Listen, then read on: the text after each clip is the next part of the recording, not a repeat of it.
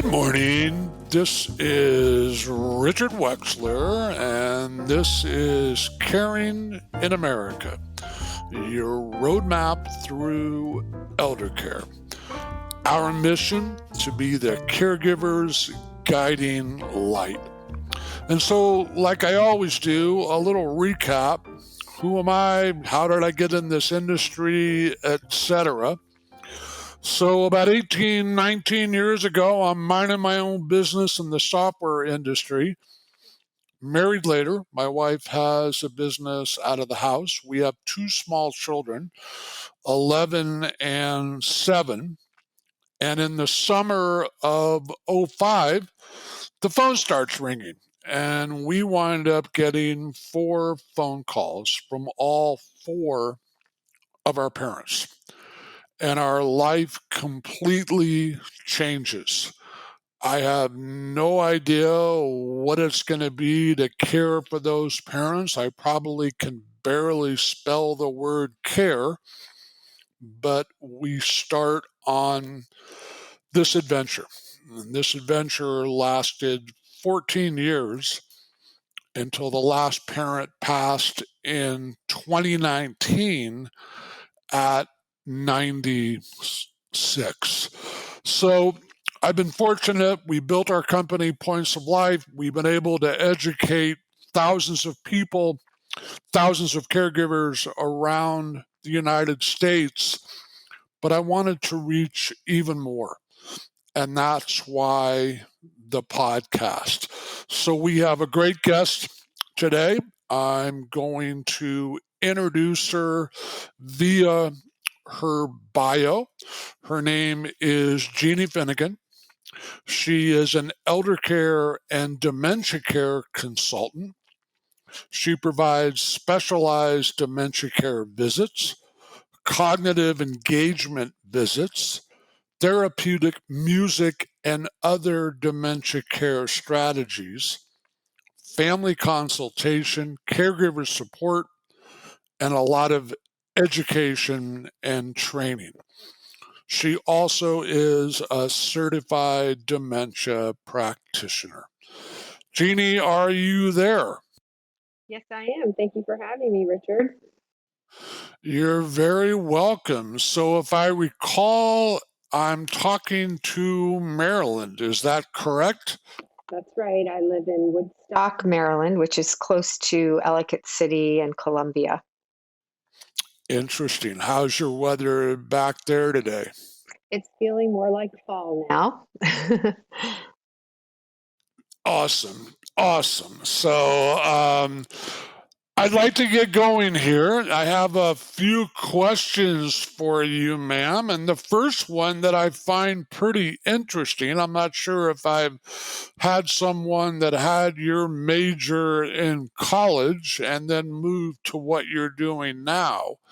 But how did you go from criminal justice to elder care and dementia? Well, I had been a stay-at-home mom of 6 children for many years, and Wow. I know, and homeschooled them as well for about 14 of those years. And when the youngest ones started to go into school, I ended up going back into the workforce. And my first job after many years at home was in an administrative capacity at a large continuing care retirement community. And there I learned a lot about long term care, the requirements, surveys done by the state. And I was really drawn toward the most impaired residents, especially those with more advanced Alzheimer's or dementia.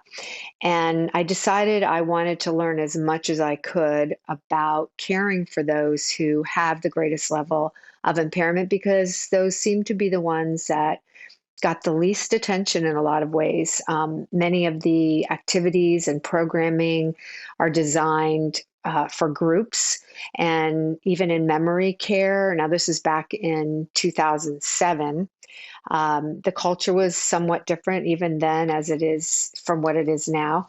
And I felt like those individuals really required specialized engagement. And I decided to become a certified dementia practitioner. Wow. And then because I had cared for my own mom and she was in hospice for a number of months at my home, I also had a real heart for end of life concerns and helping individuals and families through that very vulnerable time. And I became a hospice volunteer while I was working at the senior community and ended up working for hospice for a time and eventually started my own business providing specialized dementia care, especially using a lot of music and sensory stimulation activities to do one on one visits and very small group visits with those with dementia. But I also visited a lot of people who are also quite isolated, which would be ventilator dependent patients in nursing home settings and others with just not a desire to participate in anything with the greater communities that they lived in. Then I did that for like 10 years, and then came Wow. COVID, and I lost all of my work in about 2 days with all the shutdowns and quarantines in senior buildings. And so, about 7 or 8 months into COVID, I started with Stanton Aging Solutions, and we do geriatric care management. I especially work with families who have a loved one with Alzheimer's or dementia. And I do a lot of caregiver support groups and family education, community outreach, things like that. I mean, wow. I mean, first of all, from the 6 children to all of this, I mean, your life sounds like you made a complete change from maybe where you thought you were gonna go previous to all of this. I don't wanna put words in your mouth, but is that somewhat accurate? Yes, it is. So my major was criminal justice, but I ended up working for a law firm all through college and in my young adult life before I started a family. And so I do have that legal background. But it isn't so far. What I ended up doing is not so far away from actually who I've always been as a person and in my family. And I came across a couple years ago, I came across a notebook when I was going through a bunch of my old memorabilia. And I had saved this notebook from a class that I took when I was in college. And we had to do, it was a psychology class, but we had to do a study on something, and I chose to start visiting seniors living in a particular nursing home, and I targeted the residents that rarely had any visitors. And I would spend time with them and then write about our visits. And that, I believe, is partly where it all started because I never lost my heart for our elders, and I was always drawn even to the elderly members of my own family, which who were always included in our family gatherings and very, very much esteemed in our family. And there was one in particular that I provided some care for, and so a lot of things kind of went into how I ended up going in this direction. Wow. How long have you been doing this now? How many years are we talking about? Well, since 2007, so About 18, 16 years. yeah, yeah, 16 If my years. ma wow, if my math is correct, that's amazing. So, I wanna kinda go back to square one, then we'll talk more about what you're doing, the music, maybe a little bit about your own personal life with mom and so on, but to help the people out there that are caregivers or to help the people that like myself and my wife didn't even realize we were going to become caregivers. Let's start at the beginning. First of all, and I don't want to put again, make this difficult for you, but is there a way to talk about what dementia is and a way to talk about what Alzheimer's is? Yes. So I explain to the groups that I speak to, if you think about a pie and the entire pie is called dementia. The largest piece of that pie, about 65, maybe 70% of that pie is Alzheimer's. So about 65 to 70% of all dementias is from Alzheimer's disease. The Wow. other dementias that make up that pie have various names. You know, you can have a Parkinson's related dementia. There's something called frontal temporal dementia. There is vascular dementia, which is what my dad had for about 2.5 years before he passed away. There's dementia with Lewy bodies. And so all these dementias involve changes in the brain, which initially all sort of end up doing the same thing, which is blocking the transmission between neurons that tell us they affect thinking, mood, memory, personality, Wow. balance. So there's a lot of things involved. They don't all present identically, but they do have a lot of similarities among all the different forms of dementia. We know working in elder care, you have for a long time, I have for a long time, this season that we're coming up to with Thanksgiving, with Hmm. Christmas, we see a lot of the adult children who maybe don't live close to mom and dad anymore going home to celebrate, and they see sometimes things that they haven't seen before. Maybe they saw them over the summer, 4th of July, someone's birthday, whatever it may be. What are some of the things that people should be looking for to realize maybe something's going on with mom, or maybe something's going on differently with dad? What I have seen in families that they've picked up on, and what I also experienced with my dad. Um, so there are age appropriate changes, to memory as we get older, but dementia is not a part of normal aging. So someone can have a harder time maybe remembering that person's name or phone number, but it takes longer to come up with it, but they still can. Or, remembering what they had for breakfast or what they did last night, they have to kind of really think about. And actually, we can improve our memories at every age too. So the brain remains very plastic, very malleable. And so there are things that people can do to improve their memory. Even quite elderly people can be really sharp. So the kind of changes you see when there's something wrong in the brain are different. It would be more like not remembering the name of someone that is very close to them or super familiar to them, not remembering a major event. Last month so and so's wedding, and they don't remember going to it.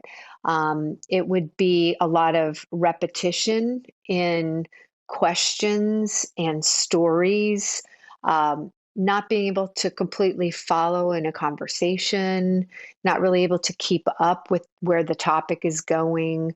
But another thing from more of like the physical standpoint would be, oh, and personality changes too. That someone who, is way more irritable or irritated or using language that they never used before.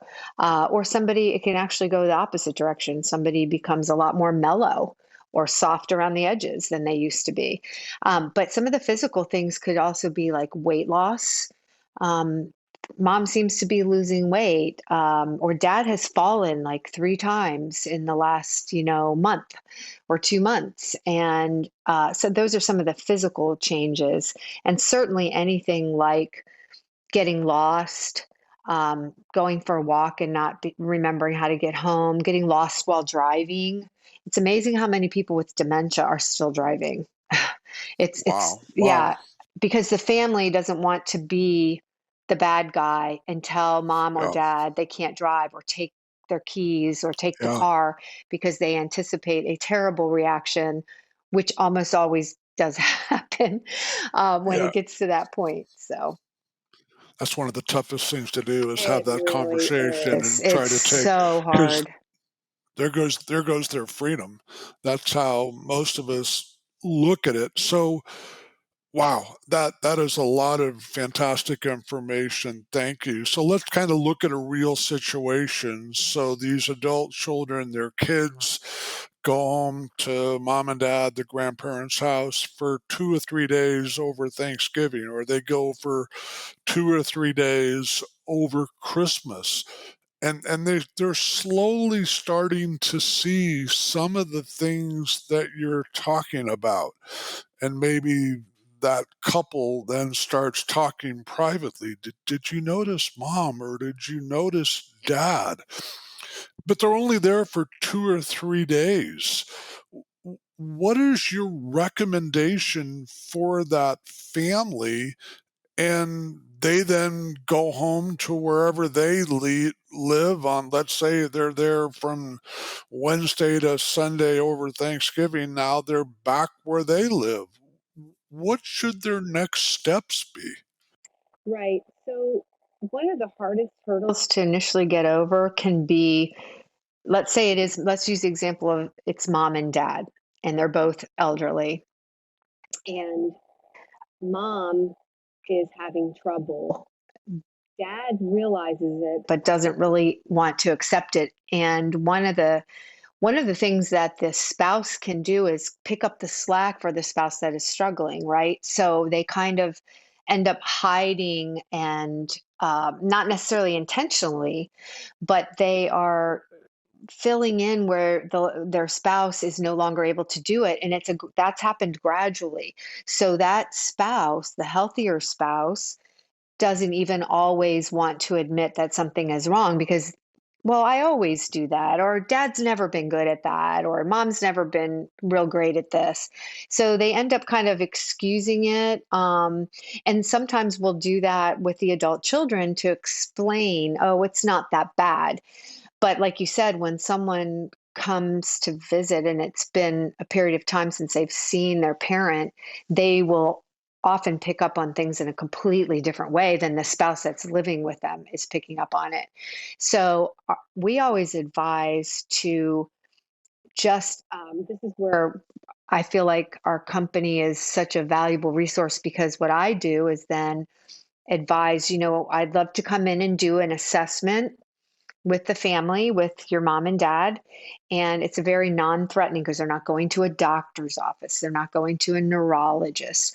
But we do have various cognitive assessments that we can do, and they're done in a very natural, conversational way, trying to kind of gauge where that person is at with being oriented to time and place, being able to carry out everyday tasks, being able to do certain kinds of cognitive tasks that involve judgment and spatial reasoning and things like that. And we kind of give the family an idea of this, your mom or your dad is exhibiting what is commonly exhibited with people who have a certain level of dementia. So there's like a score that I attribute, and that score would be in the range normally found among people who have a certain level of dementia. And so that is often a good starting place because sometimes, I would say often, and maybe would even go as far as to say almost always, they need a third party uninvolved to kind of come in and be that sort of mediator for these difficult conversations. And I feel like I'm really, not to pat myself on the back, but I feel like I'm really good at that because um, I just have so much compassion for the family. I have lived experience with dementia care, not just academic experience or professional experience, because I've provided that to a parent. And so I know how hard it is to get past those initial hurdles. So let me ask you a question and make it even a little bit more complex. So that the scenario that I was talking about, the adult children, their kids leave on Sunday after being there for 3 or 4 days. They go home. Maybe they're talking about it on the car ride or the airplane on the way home, and they're concerned about mom or dad, but they're back where they live. And Right. uh, you may disagree with what I'm going to say, but I tend to find it that if they think something's going on and they reach out to a professional like you and then maybe try to get you in the home to talk to mom, dad, etc., there may be a lot of resistance from mom or dad.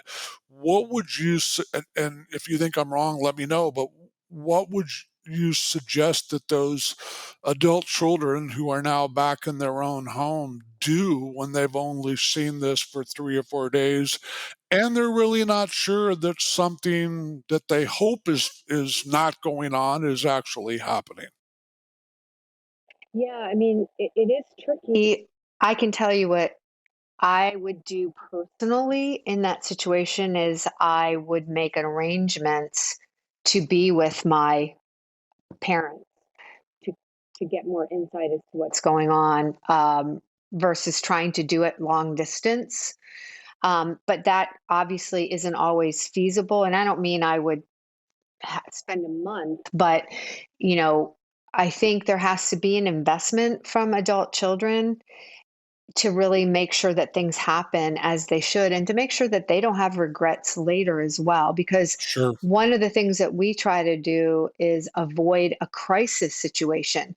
So people don't want to be in the position of having to find somewhere for their loved one who now has fallen and they have dementia and they have an injury and now we're in crisis mode trying to figure out what are we going to do. And I'm like you, Richard, like the more you can talk with your family about their wishes, their care wishes. What do you see your life looking like? What kind of treatments would you want or not want? What kind of care do you want? Would you ever see yourself moving into a senior community, or do you want to stay home as long as possible? What are the Yeah. finances like? What have you planned for? There's a million questions like that. And the only way to really get to the bottom of it all and coordinate the care and to really even assess what the needs and the goals are involves time. It involves time invested by an adult child or another caring relative to help put the resources in place and have those difficult conversations. Because from out of state, making a phone call, so let's say they knew about my company and they called and they talked to me. We can't just show up at the parent's door. So the adult child would have to be involved in coordinating all that, whether it's via the phone or making a visit for a week and making sure this stuff happens. Wow. And I love what you're saying, and thank you. And I think so. In the example I was giving, they went for Thanksgiving. Maybe now it's just like you said. Maybe now they were going back for Christmas, or maybe a sister or a brother was, but maybe that needs to be extended. So the given adult children or a sibling can maybe have even a better look at what's going on with mom and dad, Right. and then potentially reach out to a professional like yourself in their area Yes, while to they're there. start engaging. Yeah, exactly. And I love the fact we talk about that four letter word that everybody hates called plan. And I love the fact you brought it up. And I think as people listen, I mean, especially physical is tough enough, but when you're dealing with emotional and mental issues, you know a lot better than I do. It is extremely difficult. And just that little subject we talked about for 2 seconds a few minutes ago, trying to take the car keys away from someone's changed, but you love them and you don't want to see them get hurt or hurt someone else. It's extremely complex. very complex and very painful, not just for the person who's losing that level of independence, but for the person who has to make that decision. Yeah. One of my frustrations is what seems to be the most common family dynamic is that even though there might be several adult children, maybe there's even only two, maybe there's five adult children, but often it's all falls on one person. There's one person, one Yep. adult child that takes the lead, and then it seems to be that the other siblings don't don't get nearly as involved as they could or should.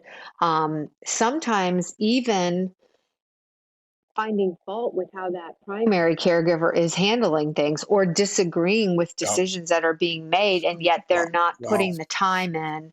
Um, I've seen that many, many times, and it's really hard on the one doing the majority of the caregiving, not just from a, emotional standpoint, but the time involved, the decisions that have to be made. A lot of times people are juggling full-time work and caring for a parent and maybe even have children still at home, so they're those sandwich Yep. caregivers where they're caring for aging parents and children still in their home, and there'll be other adult children kind of going about their lives relying on the one, and it feels very unfair, to that child that's doing all of that caregiving. um, Have you been on the road with me? It sounds like you're saying the exact same things, which I love, that I've been saying forever. Talked a lot about this, how it seems to all, there could be 5, 6 kids, but it seems to all fall on one. And sexist comment, but usually the daughter, and maybe she happens to still live close to mom and dad. And I've heard other siblings calling cross country, like you said, and giving that individual that really is their caretaker a tough time, but right, never getting involved. right, And I think, I want to switch gears in a little bit in a second, but I think the messaging is, folks, if there's one child, that's going to be challenging enough. And like in our case, when there are small children, it's really challenging. But then when you have multiple adult kids, understand, like Jeannie was saying, how difficult this can be for that individual caregiver. There needs to be constant communication between those siblings as to what's happening with mom and dad. I mean, the biggest word is communicate. And folks, from a caregiving perspective, you really need to do that.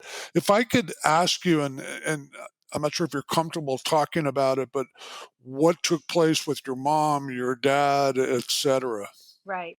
So my mom was diagnosed with ovarian cancer, and she never developed dementia, but she lived by herself at that point, about 4 hours away from where I lived. But we were really close. We talked every day before all this happened.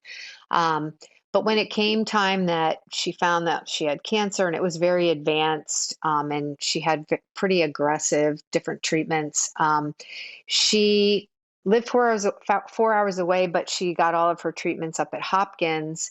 So she had periods of time where she lived with us, depending on what was going on with her care. Now, I have two brothers. They loved my mom tremendously. She loved them, but they were not involved with her care.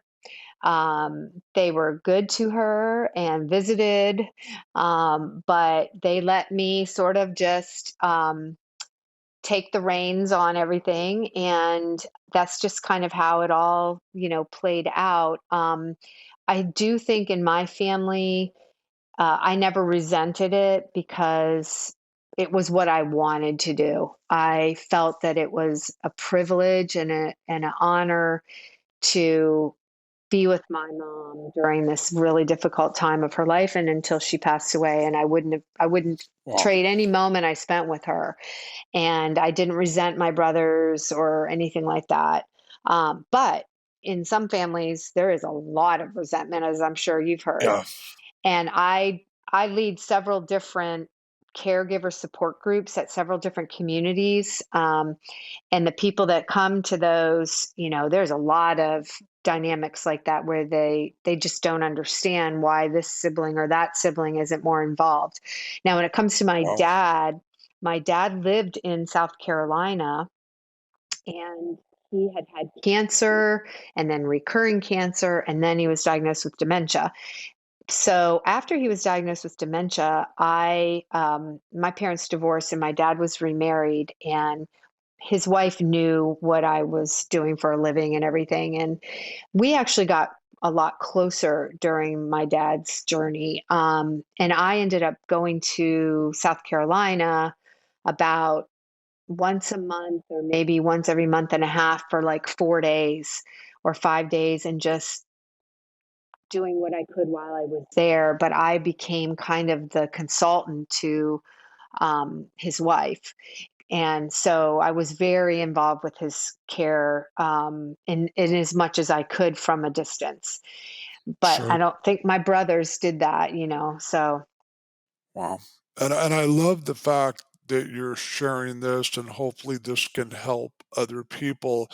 And before we kind of switch gears again, sure. folks that are out there listening, I mean, you've learned a lot, I hope, in this 30 minutes or so that we've been talking, and that communication to mom and dad, to grandparents, to in-laws, whomever you may be caring for, but also a lot of what we're talking about is that communication within the family. I mean, Hmm. that's awesome that you saw it the way you did, Jeannie. I have worked with a lot of families that haven't, and there's still resentment and Right. worse after mom or dad may pass.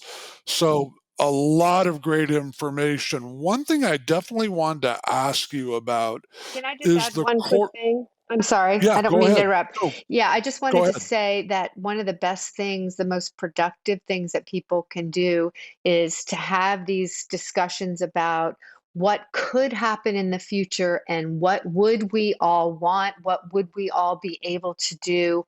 What do we see our role?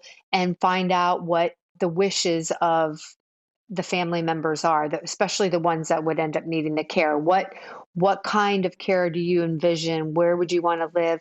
But also just be open, and it seems like it would be difficult in some families, but ultimately down the road it makes things much easier if the time ever comes, if they can have had these sort of family powwows way in advance. Thank you. That is awesome advice. I totally second that advice. And the question I was going to ask you, what is the correlation that you found between dementia and music? Oh, yeah. So this is really something I'm super passionate about. I started studying this when I worked, well, before I worked in hospice, I actually did bring my guitar in and sang to residents, but I was doing it just because I enjoyed it and knew they enjoyed it.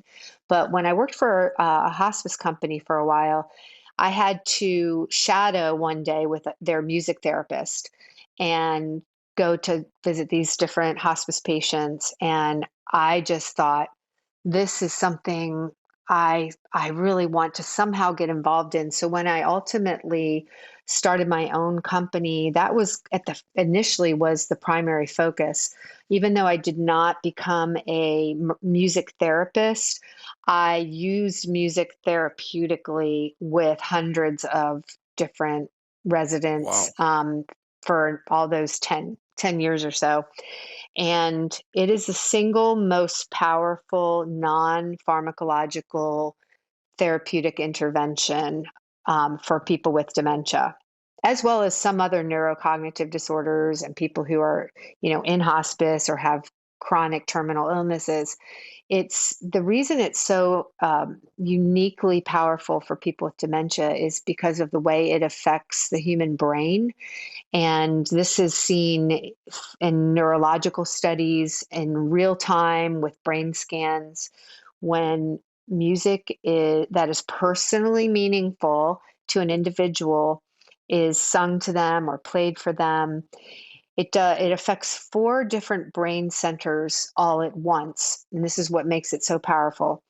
It stimulates emotion, it stimulates speech and vocal fluency, it stimulates movement and the motor control center, and it unlocks memory, especially long-term memory. So just to give you an example that everybody can relate to, I'm sure you've been in your car or been somewhere and a song comes on the radio. Maybe you haven't heard that song in 20 years, but not only does the tune come back to you, a song that you really liked or that's super familiar, the tune comes back to you. Some of the words, maybe all of the words come back to you. That feeling of a certain time in your life, it takes you back to. You're probably moving, tapping your fingers, whatever. So all of that comes together to become this sort of master key that unlocks so many different things for that Wow. dementia patient. I have Wow. seen dementia patients that are no longer verbal. They can't appropriately answer a yes or no question, but they can actually sing all the words to a favorite old hymn or some old sing-along song or Wow. something like that. Even someone who maybe doesn't is not able to respond verbally, their toes will be going back and forth. Their hand will be tapping on the side of their wheelchair. It's truly amazing, and we know that this is true for how it affects us because how many people do you know that exercise with their AirPods in their ears listening to music, that have to have music when they go to the gym? It's because that Yeah. music, besides just making us feel good and we like it, it's actually stimulating your motor control, rhythmic repetitious movement, which is what working out is, right? um, it's I've seen people that haven't been able to connect with their loved one with dementia at a family visit, but when you bring music into it, the person just basically comes to life, is more responsive, is more connected, engaged in the moment. It can redefine family visits for people with dementia visiting with their family members. I mean, it's just so powerful. Wow, that is fantastic information. I love the fact you're working within that realm. I encourage people wherever they're dealing with dementia, Alzheimer's with their loved ones, if they can find someone that can provide music like Jeannie is talking about. It sounds like it may be extremely therapeutic. I again love the fact that you're doing that. We just have a few minutes left, but one of the things I wanted to ask you about as well, I believe in 2018 you wrote a book. Is that correct? And can you tell us about it? Sure. Thank you. It's called The Miracle of Music: Stories of Hope, Understanding, and Inspiration. And I initially wrote the book. I didn't really have a plan to write the book. I was visiting all these different people, bringing music to them, and all these amazing things were happening. Something that they would say that would be really profound, or an amazing emotional moment with a family member, or some recollection that they would share. Just all these beautiful and sometimes mysterious and very spiritual things that would happen. And I started writing them down in a notebook that I took with me just so that I wouldn't forget, because you always think you're going to remember everything, but you don't.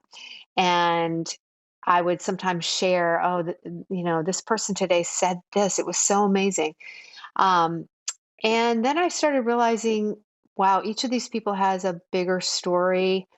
And I decided to start making them into stories and put them together in a book.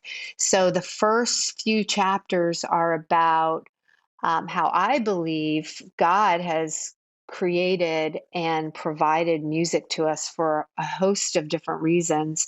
And one Wow. of them is healing, one of them is for therapeutic reasons, but also to spiritually connect with Him, to keep their spiritual life going, to connect to other people, and to also just give beauty and joy to life, no matter what that person's illness or disability. So the first few chapters are about that, about how it affects the brain, what we know from neurology, and then the rest of it is true stories of people I've worked with, and in the hopes that the readers will find themselves and see themselves in my stories. And by the way, you don't need someone who's like a musician, singer, guitarist, whatever, to provide music that's meaningful to your loved one. That's one avenue, but music is so accessible. I mean, you've got streaming services on your phones, you've got YouTube videos, you can watch musicals, you can play Name That Excellent. Tune, you can sing hymn book songs, and you can bring music to your loved one in so many different ways. Wow, this is fantastic. As we wrap up, first of all, Jeannie, where can they get in touch with you? A phone number, a website? Where can they find the book? Certainly. So my contact information is, I can give you my phone number and you can feel free to reach out to me, 410-900-8811. The website is stantonagingsolutions.com. And as far as the book, it's available on Amazon and on Barnes and Noble. Or if someone would like a signed copy, they can reach out to me directly. And I really, really appreciate the opportunity to talk about something that's so important to me personally.